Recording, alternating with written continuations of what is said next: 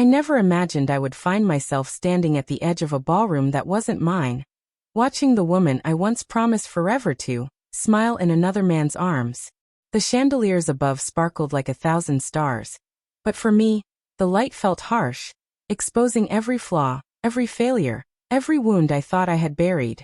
Sarah looked radiant in her white gown, her laughter mingling with the music, as if she had never carried the heaviness of our past.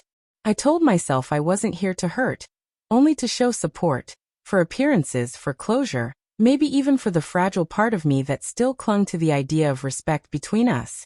But closure is never that simple. The room was filled with familiar faces, friends we once shared, couples we used to double date with, people who knew the story only from fragments, never the whole truth. I caught their stares, the whispers barely concealed behind champagne glasses. One friend in particular, Daniel, leaned closer to another guest, his voice dripping with sarcasm. Guess some men never move on. Imagine showing up to your ex's wedding like a lost puppy. Laughter rippled around the table, sharp and cutting, louder in my ears than the band's melody. I felt my chest tighten, the heat rising from embarrassment, but I forced myself to breathe. My first instinct was to turn and walk out. I didn't owe anyone here my presence. Yet something rooted me to the floor, a mix of pride and defiance. I wasn't going to let them write me as the pathetic character in this story.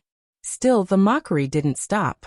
Another voice chimed in, a woman this time, someone Sarah and I had once considered a close friend. Maybe he came hoping she'd change her mind. Poor thing. Doesn't he realize she's moved on to someone better? Their laughter stung worse than the words. Each chuckle was like salt in wounds I thought had healed. I shifted in my seat, clenching my jaw, pretending to scroll through my phone as if none of it reached me. But deep inside, I felt that old familiar ache, the sense of being judged, of being less than, of losing something not just precious but defining. And then, as if fate wanted to test me further, Sarah's new husband raised his glass for a toast. To love that conquers all, he announced proudly. The crowd cheered, raising their glasses high. Yet in the corner of my eye, I saw Daniel smirk again, leaning forward, his eyes locked on me. He whispered just loud enough for me to hear. Not for everyone, though. Some men just aren't built for love. The laughter that followed was merciless. For a moment, I wondered if Sarah had heard. I doubted she did, caught up in the whirlwind of her day. But I was wrong. Because just as the room's laughter began to echo again, she set her glass down, her smile fading into something sharp, deliberate, and unexpected. Sarah's sudden silence cut through the noise like glass shattering on marble. She turned her head, her eyes sweeping across the tables until they landed directly on me. For a moment, I froze, caught in that familiar gaze that once held love, anger, forgiveness, and everything in between. The room fell gradually quieter as people noticed her change in demeanor. Even Daniel, who had been smirking with pride, shifted uneasily in his seat. Funny, she began, her voice steady yet carrying an edge that demanded attention. How some people feel entitled to mock others, even when they don't know the full story. The laughter died instantly. Forks clinked nervously against plates, and the air thickened with tension. My stomach churned, because I wasn't sure what she was about to say. Part of me feared humiliation. Another part hoped for some kind of acknowledgement. Sarah stepped away from her new husband, walking gracefully toward the microphone left by the band's stand. She didn't glance at me again, but I could feel the weight of her words aimed at the people who had mocked me moments earlier. You see, she continued, her tone unwavering. It's easy to laugh when you've never carried someone else's sacrifices on your shoulders. It's easy to judge when you've never seen the nights they went without so you could have more, the mornings they worked double shifts while hiding their own pain. What most of you forget, her eyes flicked toward Daniel, and I saw his smirk falter, is that the man you mock was the reason I even became the woman I am today. The silence was so thick it almost hurt to breathe. My heart pounded, each word she spoke pulling me back into memories I had tried to bury. Long hours at work, skipped meals, the times I chose her dreams over mine. Yes, those sacrifices had been real. And now here she was reminding everyone of them. Her new husband shifted awkwardly but said nothing. This was her stage, and she wasn't about to let it slip. We didn't end because he was weak, she said firmly. her voice echoing in the vast hall. We ended because love sometimes changes. But never, she paused, her eyes scanning the room with sharp precision. Never mistake change for failure. A ripple moved through the crowd. Those who had laughed moments before now avoided my eyes, their earlier amusement collapsing into shame. Daniel looked down at his glass, his arrogance drained, his face flushed red. I sat frozen, my throat dry, unsure if I wanted to thank her or walk out. The woman I once loved had just defended me in front of everyone, shutting down the mockery in a way I never could.